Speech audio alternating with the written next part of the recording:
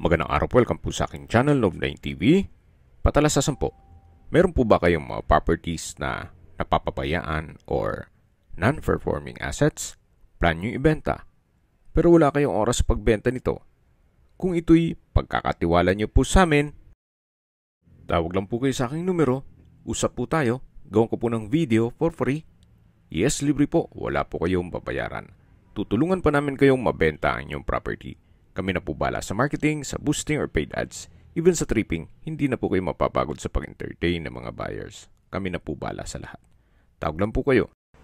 Nandito po tayo ngayon sa Imus, Cavite, kung saan meron po tayong bagong video presentation. Isang residential property na may lot area na 479 square meters. Meron po itong bungalow house na may floor area na 120 square meters more or less. Ito po'y titulado, buhay po ang may-ari, kaya wala po kayo maging problema sa documentation o sa transfer ng title. Buong 479 square meters ay meron na pong bakod at may covered carport, then meron pong steel gate. Napakalaki pa po ng espasyo dito sa harapan. Kung sakaling mahilig po kayong magtanim, meron rin pong mga ornamental plants at may ilang fruit-bearing trees. Yan po yung papaya, namumunga na. At napakaganda po ng lokasyon nitong property. Meron po siyang dalawang entry at exit points. Pwede po kayong dumaan sa Aguinaldo Highway at pwede rin po sa Tirona Highway. Napakalapit din po nito sa Cavitex Kawit Toll Plaza. Kaya malapit po sa Metro Manila. Less than an hour, nasa Manila na po kayo. Mamaya po sa dulong parte ng video, pag-usapan natin ang distance, location at travel time. In case ng water shortage, meron pong sariling source of water. Although meron naman po itong connection sa water district. So dito po ay may 3 steps ng hagdan na kung saan naka-tile flooring. Then yan po yung main door na naka-solid wood door. At welcome po dito sa bahay ni Ma'am at Sir, kung saan open concept lang po hanggang sa dulo, walang partitions, kaya napakaaliwalas. Naka-ceiling cove design, premium tiles ang ginamit dito sa flooring. At ito pong mga kagamitan, hindi po lahat kasama. Lahat ng built-in lang, kaya ng split type aircon at iba pang furnishings. So mula po dito sa living area, matatawag natin yung dining area na may modern chandelier. Then sa dulo po ay yung formal kitchen. Ito po yung owner's built, kaya hindi po tinipid. So yung pag-construct nito talagang tinutukan ni owner. At gaya po nitong tile flooring, premium tiles po ang ginamit dyan. Yung mga kwarto po ay hindi natin mapapasok gawa ng may mga natutulog. Masyado pong maaga yung video shoot namin. Then dito naman po yung common toilet and bath na kung saan maayos naman po ang mga toilet fixtures nito. Gaya nitong hand wash basin, vanity mirror, water closet with bidet, wall mounted rack, then shower enclosure. From floor to ceiling po ang tile bathroom wall. At meron pong overhead shower. Wala po kayong ipapagawa dito. At napakalinis po. Itong property ay well maintained. Kaya ready for occupancy. Yung master bedroom lang po ang mache-check natin mamaya. Pero yung dalawang kwarto ay may natutulog. So ito po yung third bedroom. Upon tripping, check po natin yan. Then dito naman po yung second bedroom. So ganun din po. Bare lang yan, walang mga partitions. Upon tripping, check din natin yan. Then dito naman po yung master bedroom. na malapit po sa main door. At nandito po ulit tayo dito sa living area o salas.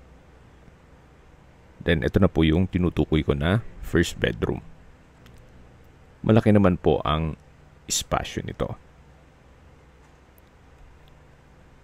Ito pong mga furnishings ay hindi po kasama. Yung sa aircon, I don't know kung isasama nila. Kasi pwedeng movable po yan eh. Lahat pong movable ay hindi po kasama. Pero yung lahat ng built-in, kasama po. So meron pong dalawang sliding glass window. At mula po dito sa first bedroom, yan po yung tanawin. Napakaaliwalas po. At makikita nyo yung dun sa may garahe at sa gate. Then tunghayin nyo po ulit itong first bedroom. Halos ganito lang din po yung second and third bedroom. Pulido din po ang pagkapintura ng ceiling at wall. At naka-tile flooring na rin po. Then high ceiling din po pala. Pati dito sa area ng living area, dining at kitchen. So tunghayin nyo po ulit itong living area. Then dining area at yung formal kitchen. Then kung sakali man po na meron po kayong bisita o guest, walang problema. Gawa ng meron pong guest house sa likod nitong bahay. Or kung sakali man po na meron po kayong PWD or senior citizen sa pamilya, yan naman po yung para sa kanila. Ito po yung access door na meron pong aluminum screen door dito sa likod ng bahay na kung saan meron din pong hangout area o covered lanay o patio. Depende po sa inyo kung anong term dyan. Correct me if I'm wrong. Then meron pong dirty kitchen na napakalinis din po. So, open kitchen lang po siya. Walang mga arte-arte. Then, dito naman po ay may coffee table. May drop light. Naka-tile flooring. Then, may ilang ornamental plant si madam. At yan naman po yung setback na pag diniretso mo yan, ang labas niyan ay yung dun sa harapan ng bahay o dun sa garahe. So yan po yung tinutukoy ko na guest house. Meron din pong stock room. Pero tunghayin niyo po muna itong covered lanay o hangout area na naka-tile flooring. Then, dito naman po ay yung tinutukoy ko na guest house. Pero sa ngayon, ginawa nilang office. So, napaganda rin po ng setup nito. Malaki ang espasyo. Then, lahat pong furnishings ay hindi po kasama. So, tanggal po lahat yan kung sakali man na ma-acquire itong property. Dito naman po sa kabilang side ay may bakanting espasyo pa na pwede nyo pang pagtanaman. At ito naman po yung common toilet and bath. Dito sa may guest house. Check po natin. Ito po yung naka-tile bathroom wall. May hand wash basin. Then water closet. At vanity mirror. Lipat po tayo dito sa may stock room. Then ito pong stock room ay may mga gamit. Pero silipin pa rin natin. So kung may mga kagamitan po kayo o mga abubot, pwede pong itambak dito. So muna nag-skip po ng video, summarize ko lang po. Ito pong property ay nasa Imus, Cavite. May lot area na 479 square meters. Titulado, buhay po ang may-ari. Kaya wala po kayong maging problema sa documentation o sa transfer ng title. Yan po yung open kitchen.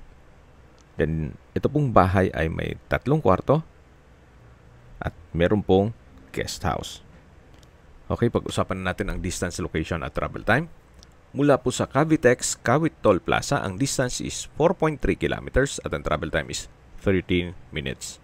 Mula naman po sa Binakayan Public Market, ang distance is 2.7 kilometers at ang travel time is 9 minutes. Mula naman po sa Lumina Point Mall, sa Aguinaldo Highway at mga business establishments, ang distance is 1.3 kilometers at ang travel time is 6 minutes. Mula naman po sa Cavite East Medical Center, ang distance is 6.9 kilometers at ang travel time is 20 minutes. Mula naman po sa Imus Doctors Hospital, ang distance is 4.3 kilometers at ang travel time is 12 minutes.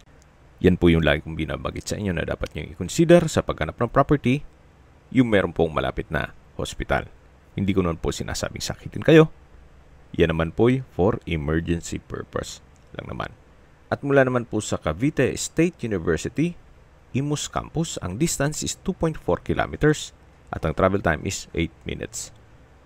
Mula naman po sa Manila o sa Terminal 3 Airport, ang distance is 20 kilometers at ang travel time is 32 minutes.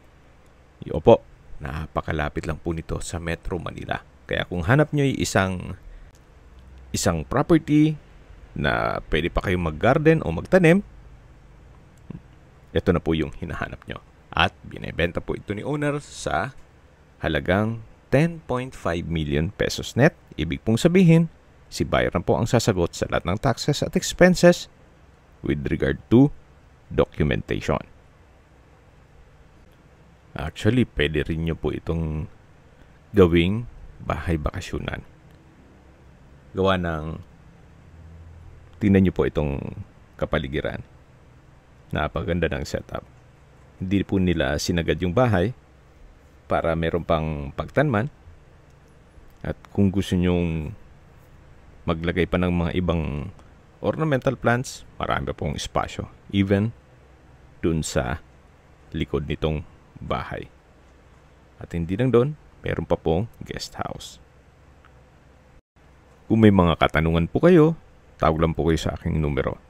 At sa mga kababayan naman natin na sa ibang bansa, meron po akong WhatsApp, Viber, at Telegram. Same number lang po, 0917-316-3399. Sa mga nagtatanong naman po ng aming Facebook, meron po aming Facebook page na Nov9TV at Facebook Real Video. Meron din pong TikTok at Instagram. May ibang YouTube channel po kami, the Nov9TV channel, Nov9TV Listings, Nov9TV On The Spot, Nov9TV Updates, at Nov9TV House Rental. Sana po naibigyan nyo ang video presentation. Paki-like and subscribe na lang po sa aking channel para ma-update din po kayo sa aking future listings. Kung sakali po hanap nyo yung mas malaking sukat ng lupa, meron din po kami ibang listings na pwede nyong pagpilian. Huwag po kayong mag-atubiling tumawag sa amin. Then, let us know your budget para malaman namin kung anong property pwede naming ilog sa inyo. Sa lahat pong viewers, subscriber at nagtiwala po sa amin, salamat po sa suporta. Ingat po kayo lagi at yung pamilya. Maraming salamat po.